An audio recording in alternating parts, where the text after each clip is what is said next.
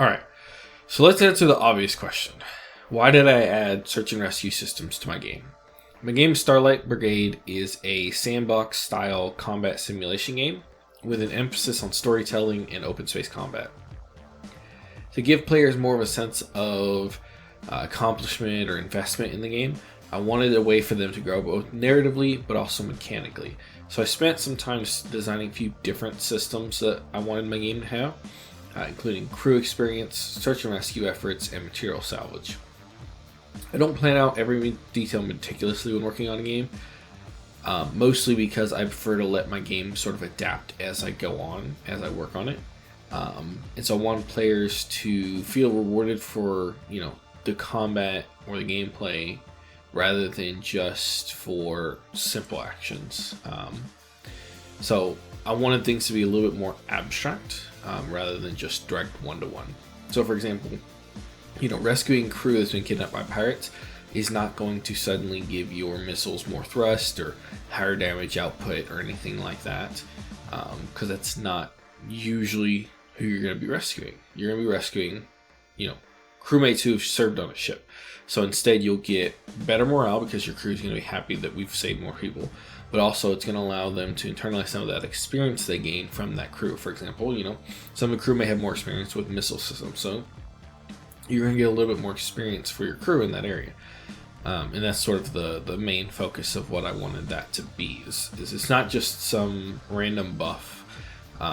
Your missiles aren't suddenly going to be better, but since your crew has more experience with missiles, maybe loading times are going to be slightly faster. Not in a direct, you rescued them so it's suddenly going to be faster, but more of you've got more experience in this area. So the search and rescue system was designed to function kind of like a real system would in order to engage the player and make it feel more immersive.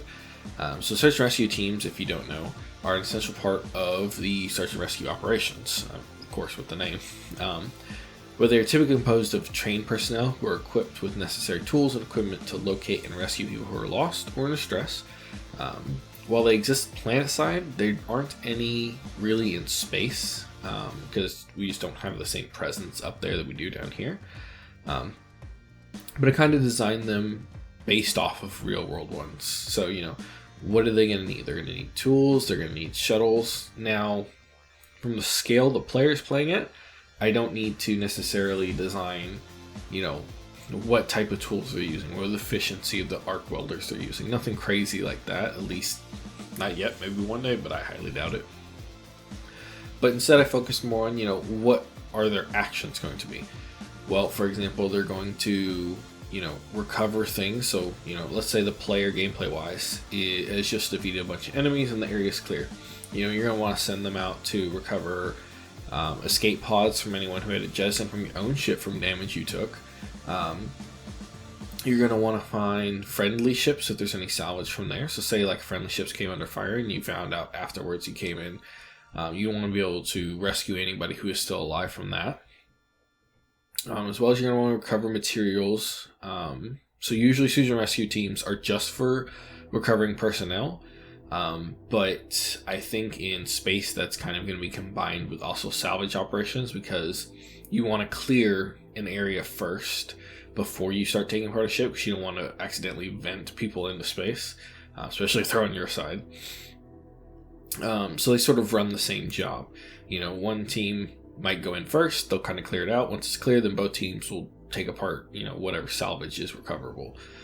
So that's what I sort of base the system on. So it's a shuttle that'll go out, it'll collect the material, any people that are there, and then it'll bring them back. With that, I had to answer a lot of design questions for myself. Do I want to force the player to stay still and gather materials?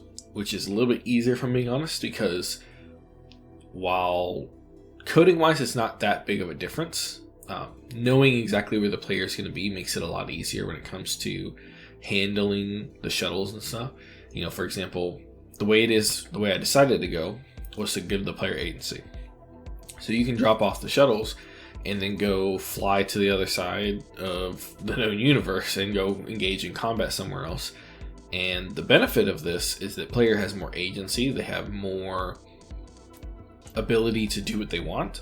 But the downside is that now, the player may lose track of those shuttles, so I have to come up with how do I want to allow the player to keep track of that? How do I keep track of that in the system? What kind of punishments maybe the player has to deal with by leaving the crew behind?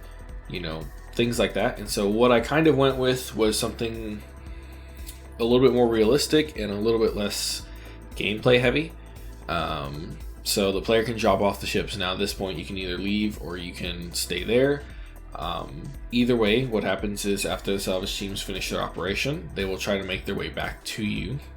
Now at this point, I don't have one in yet, but there's going to be a UI indicator of where they're at. So if, let's say, you flew off to continue combat while they salvage the ship, you could then return back to them and start picking them up. There'll probably also a status indicator for what their process is. So if you see that they finished salvage and they're on their way back, you could just return back to them even if you're in the middle of combat. Just retreat a little bit and pick them back up. Or if you decide to, you could just continue combat while they get closer and closer. The risky thing with this, the thing that I wanted to include that could punish the player, is if the ships get hit, if the salvage ships or the rescue ships get hit, not only do you lose crew and morale, but you also actually lose whatever salvage they've gathered. So it's going to be destroyed because, it was on board the ship. As well as any crew they took in. So it's one of those things where the players can make risky choices if they decide to. They can play really risky, play loose and fast with the rules. I want players to be able to make that choice. Because some players, you like myself, prefer the more calculating, the slower combat pace where, move through enemies as I can. I'm not in a hurry. I'm here to just, gather what I can.